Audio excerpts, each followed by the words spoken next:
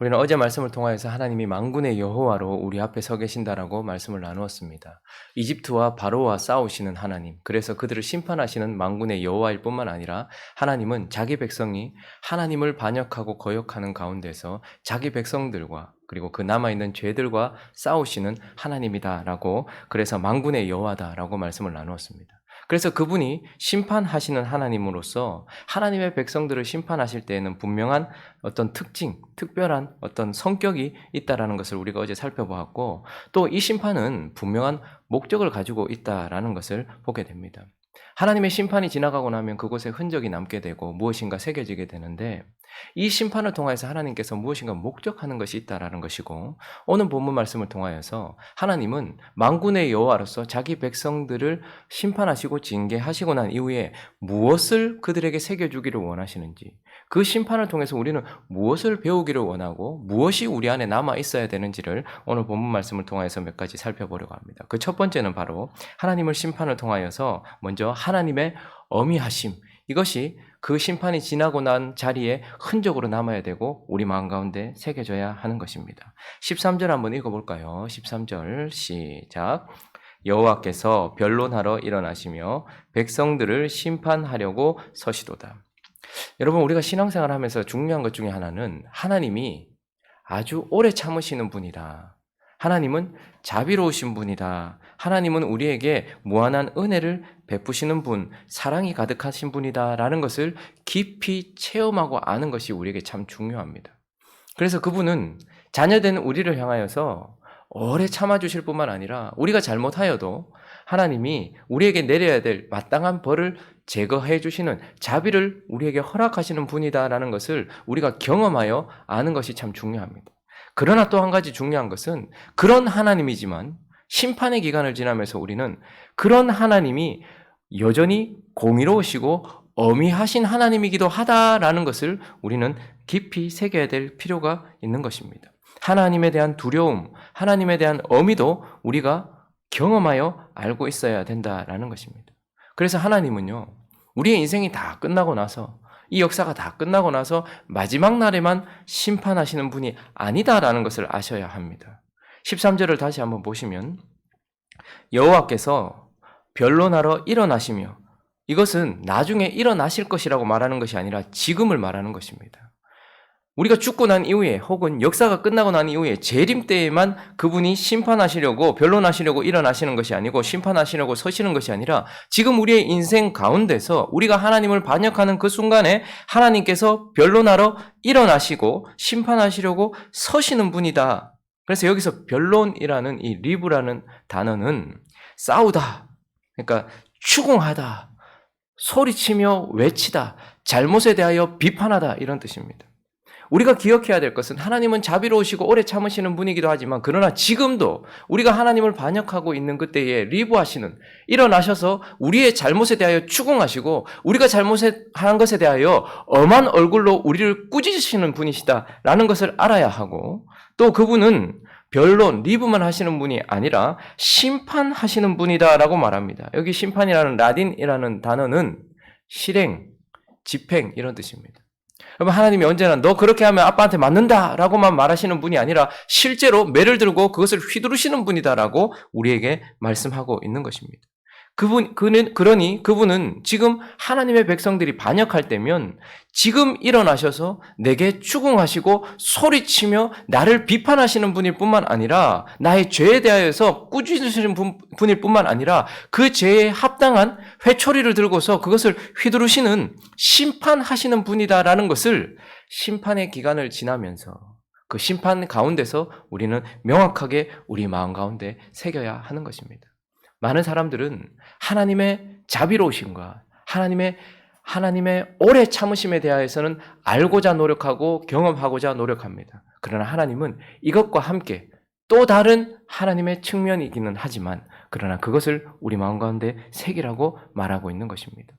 심판이 지나고 난 이후에 하나님은 나에게 오래 참으시는 분이구나, 그러나 하나님은 어미하신 분이구나 라는 것이 우리 마음 가운데 새겨져야 한다라는 것입니다.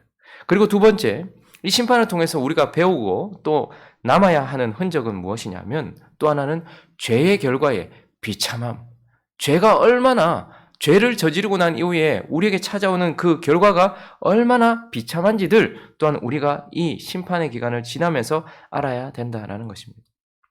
그럼 우리가 신앙생활하면서 또 중요한 것이 무엇일까요? 하나님 앞에 순종했을 때에 우리에게 찾아오는 그 순종의 결과의 달콤함, 이것을 우리가 경험할 필요가 있습니다. 왜 자꾸 우리가 힘든데도 순종할까요? 순종하고 난 이후에 우리에게 찾아오는 결과가 분명히 있기 때문입니다. 우리 마음 가운데 설명할 수 없는 하나님의 평안과 기쁨과 안식과 하나님을 향한 뜨거운 사랑들이 순종 이후에 일어난다라는 것이죠. 그러니 순종 이후에 그 순종의 결과로 찾아오는 그 달콤함들을 우리가 신앙생활하면서 지금 현재 배우고 깨닫고 하나님께 순종하였더니 하나님이 나를 이렇게 은혜를 주시는구나라는 것을 깊이 체험하여 아는 것 참 중요합니다. 그러나 또 한 가지, 우리가 반역하고 우리가 불순종하여서 하나님 앞에 죄를 저질렀을 때에 그 죄의 결과도 반드시 우리에게 있다는 것과 그리고 그 죄의 결과가 얼마나 참혹한지, 얼마나 쓰디쓴지 그것을 우리가 또 알 필요가 있는 것입니다. 여러분, 오늘 18절부터 보면 18절부터 한번 보십시오. 주께서 그날에 그들이 장식한 발목걸이, 자, 지금 그들이 어떤 상태에 있는지를 보여주고 있는데 발목걸이로 그리고 머리에 망사와 반달 장식으로 장식했고 19절도 봅니다. 귀걸이, 팔목걸이, 얼굴 가리개, 20절도 화환, 발목 사슬, 띠, 향합, 호신부, 21절에 반지, 코걸이, 22절에 예복, 겉옷, 목도리, 손주머니, 23절에 손거울, 세마포, 옷, 머리 수건, 너울. 이 모든 것들이 생필품이 아니에요. 사치품입니다. 그러니 지금 그들은 하나님이 주신 부요와 풍요 가운데 있었다라는 것을 우리는 보게 됩니다. 시온의 딸들이라고 말하는 것은 아마 지금 앞절에 나오는 고관들의 부인을 지칭하는 것이기도 하고 이스라엘 백성 전체를 지칭하는 것이기도 할 겁니다. 그런데 그 시온의 딸들의 지금 상태가 보니까 아주 풍요하고 사치스러운 삶, 하나님이 주신 물질적인 복 가운데 있습니다. 그러나 이 경계하지 않은 풍요는 반드시 죄로 치닫게 됩니다. 풍요 자체가 나쁜 게 아니에요. 그러나 그 풍요 가운데서 나를 경계하지 않는다면 경계되지 않은 풍요는 반드시 죄로 치닫게 돼요. 그래서 16절을 한번 읽어볼까요? 16절.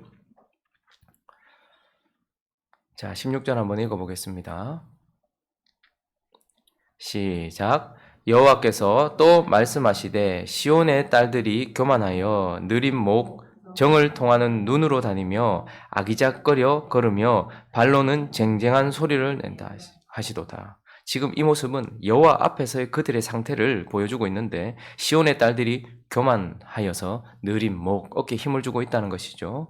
그리고 그 풍요 가운데서 하나님 없어도 얻어지는 듯한 그런 풍요 가운데서 정을 통하는 눈으로 다니며 아기작거리고 쟁쟁, 아마 신발이나 이런 것에 아마 많은 장식을 했겠죠. 그래서 그들의 걸음이 아주 많은 소리를 내고 분명한 흔적들을 남기고 있는데 그들은 결국 교만하여 느린 목으로 정을 통하는 눈으로 다니면서 지금 어떻습니까? 하나님이 주신 풍요 가운데 통제되지 아니하고 그리고 경계되지 않은 풍요가 죄로 치달았다라는 것을 우리에게 말하고 있고 17절 읽어봅니다. 시작.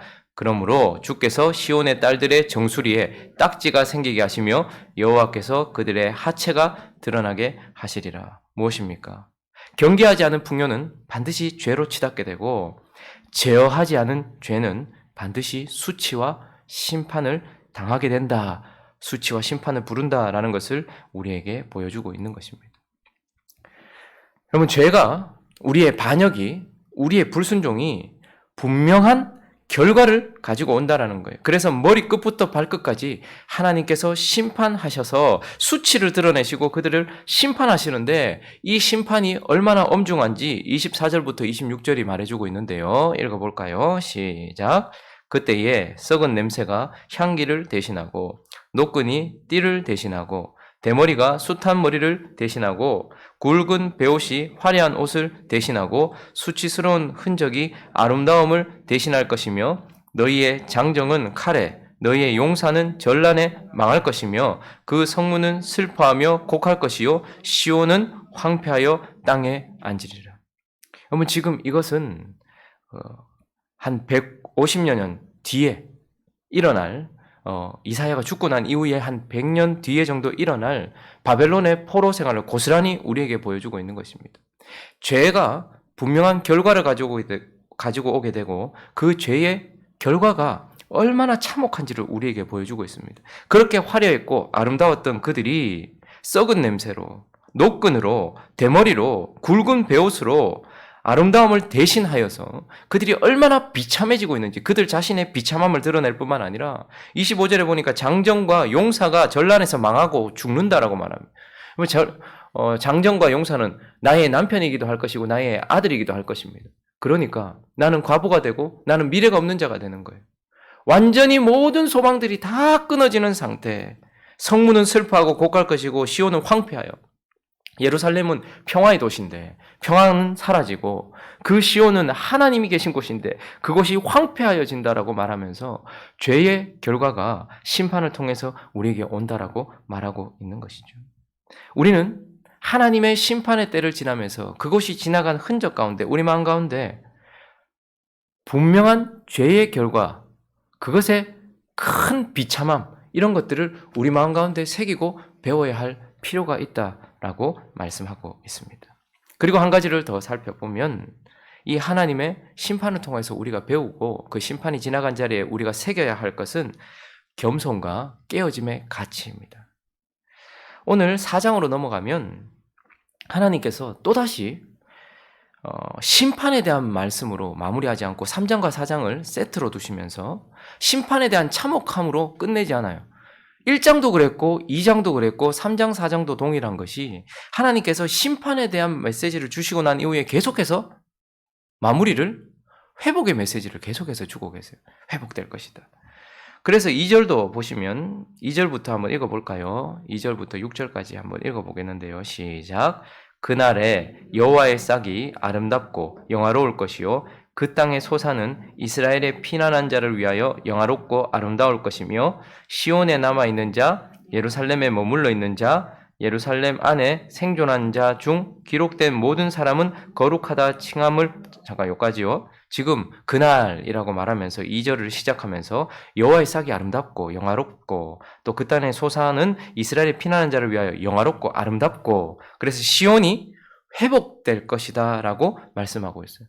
하나님의 심판이 지나가고 난 이후에 하나님은 심판으로 그치지 않고 그 자녀들을 다시 회복시켜 주실 것이라는 회복의 메시지. 그들의 완전한 회복. 그런데 특별히 4절을 읽어볼까요? 그 회복은 있습니다. 시작. 이는 주께서 심판하시는 영과 소멸하는 영으로 시온의 딸들의 더러움을 씻기시며 예루살렘의 피를 그 중에서 청결하게 하실 때가 됩니다. 그날은 하나님께서 더러움을 씻기시고 청결하게 하시는 그래서 그들이 거룩함을 회복한단 말입니다. 여러분 회복이라는 것은 언제나 하나님 앞에서 우리가 거룩해진다라는 거예요.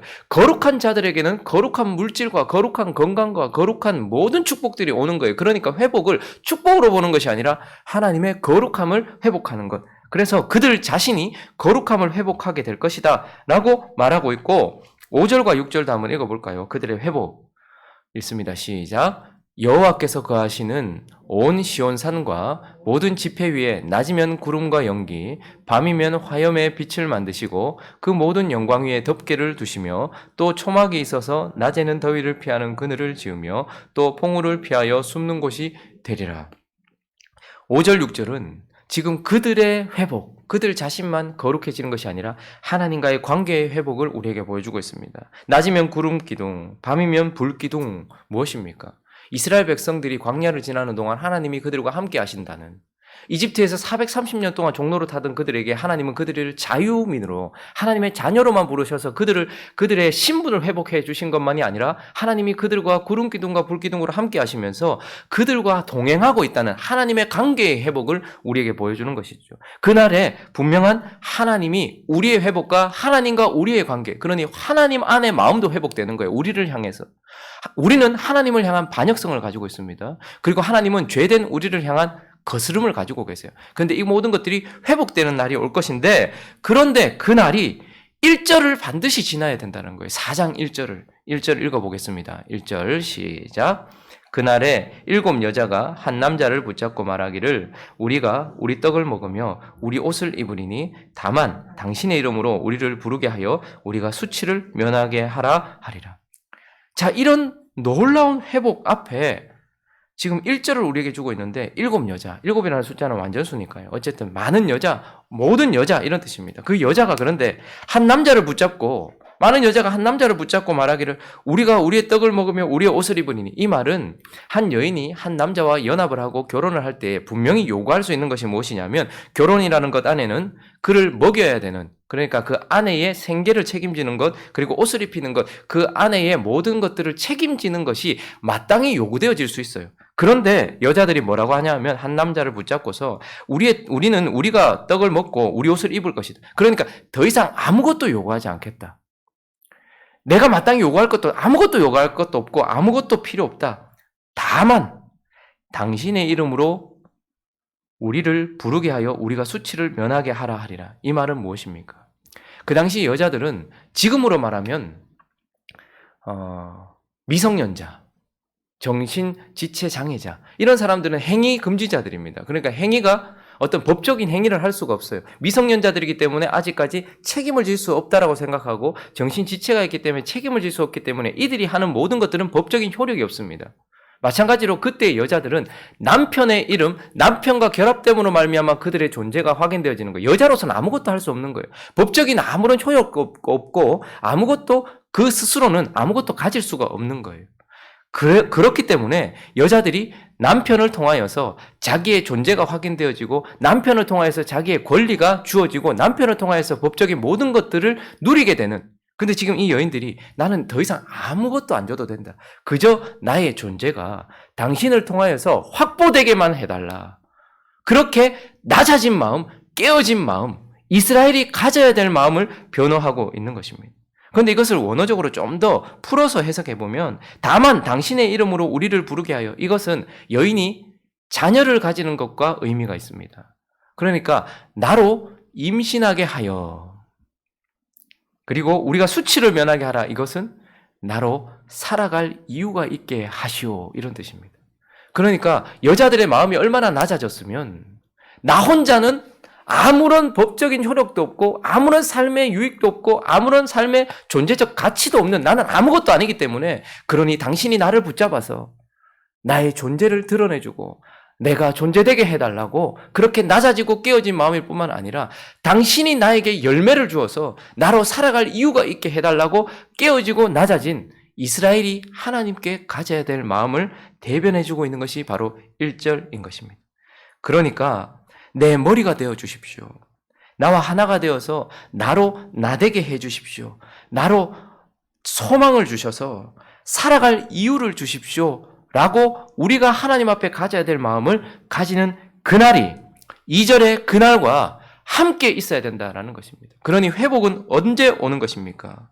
우리의 회복과 하나님과의 관계의 회복은 언제 오는 것입니까? 우리가 철저하게 겸손하게 깨어지는 그 순간, 예수 그리스도의 겸손과 그분의 깨어짐이 우리에게 구원이 되었듯이 우리 자신의 겸손과 우리 자신의 완전한 깨어짐이 결국 우리로 회복하게 한다라고 말씀하시면서, 심판을 지나갈 때 우리는 겸손이, 이것은 단지 자기를 낮추는 정도로 말하는 것이 아니라 예수 그리스도의 겸손을 말하는 것입니다. 하나님이 인간이 되시고 생명이 사망이 되시며 죄 없으신 분이 죄가 되신 그런 완전히 자기를 낮추고 자기를 깨트리시는 그 깨트림의 가치가 얼마나 큰지를 심판을 통해서, 그래서 우리는 심판을 통해서 하나님의 어미하심, 그분의 매가 얼마나 무거운지, 죄의 결과의 어떤 그 비참함, 이것도 알아야 되지만, 그러나 그것을 통해서 하나님이 내 마음을 낮추시고 깨트리시고 내가 겸손하게 되었을 때에 내 인생에 찾아오는 그 가치가 얼마나 큰지를 우리에게 새기게 하신다라는 것을 기억해야 하는 것입니다. 말씀을 정리하겠습니다. 우리 교회가 함께 협력하고 있는 그 선교사님 가정이 얼마 전에 기도 제목을 보내오셨는데, 우리 게시판에 보면 선교사님들의 기도 제목들이 붙어 있죠. 마지막 기도 제목이 이렇게 되어 있더라고요. 코로나를 사용하시는 하나님 앞에서, 코로나를 통해 일하시는 하나님 앞에서 우리가 코로나를 낭비하지 않게 해 주십시오. 이 땅의 교회들이 코로나를 낭비하지 않게 해 주십시오. 하나님은 지금도 일어나셔서 변론하시고 이스라엘 백성들을 향하여서 심판하시는 분이에요. 하나님은 코로나 같은 것을 통하여서 우리가 하나님을 떠났을 때에 우리를 심판하시고 또한 그것을 사용하시는 분이십니다.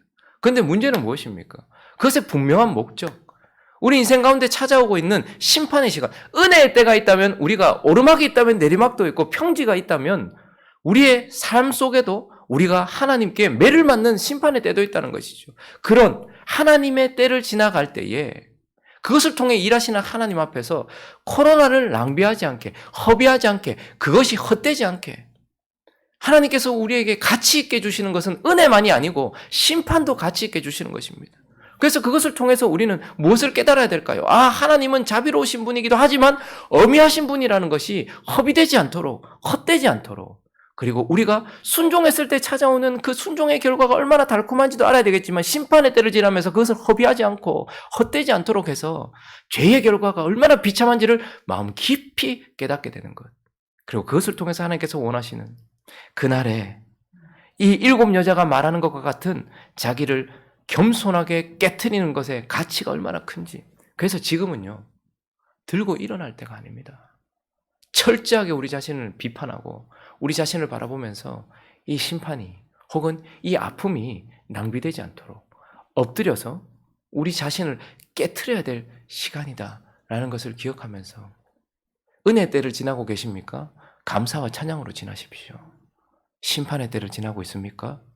하나님 앞에 깨트리고 겸손하게 엎드려야 된다는 것을 기억하면서 그 어떤 것도 허비하지 않는 저와 여러분 되시기를 예수 그리스도 이름으로 축원합니다. 같이 한번 기도하겠습니다. 구원을 이루신 하나님께서 광야를 지나는 동안 하나님의 오래 참으심과 자비와 순종의 달콤함, 그리고 하나님과 함께 동행함의 기쁨을 가르치셨다면 그들이 하나님을 떠나 반역할 때 하나님은 그 심판의 때를 지나면서 하나님의 엄히하심, 불순종과 죄의 결과의 비참함, 그리고 그 가운데서도 자기를 깨트리면 하나님께서 주시는 그 축복의 가치, 이런 것들도 가르치십니다. 그러니 은혜의 때에도 하나님께 배우기를 원하고 심판의 때에도 하나님께 배움으로 말미암아서 하나님을 더 깊이 알아가고 그렇게 하나님 앞에 거룩한 백성 되어질 수 있게 해달라고, 또 지금 이 현실을 놓고서 뭐 꼭 코로나나 이런 것들이 우리가 죄의 결과다 이렇게만 말하고 싶지는 않습니다. 그러나 분명한 사실은 신명기가 가르쳐주고 있고 레위기가 가르쳐주고 있는 것처럼 우리가 하나님 앞에 범죄했을 때에 그 결과는 분명히 찾아오고 있고 전염병은 하나님의 노하심의 결과라는 것을 기억해야 합니다. 그러므로 지금은 심판의 때를 지나면서 우리가 이것을 낭비하지 않고 배워야 할 때입니다. 하나님 엄히하신 분이구나. 죄의 결과가 참으로 비참하구나. 그러므로 깨트려야 하는구나. 우리 그렇게 기도하고 이 땅을 놓고서 우리 교회들을 놓고서 중보하며 또 각자의 기도 제목들을 가지고 함께 기도합니다. 기도하겠습니다.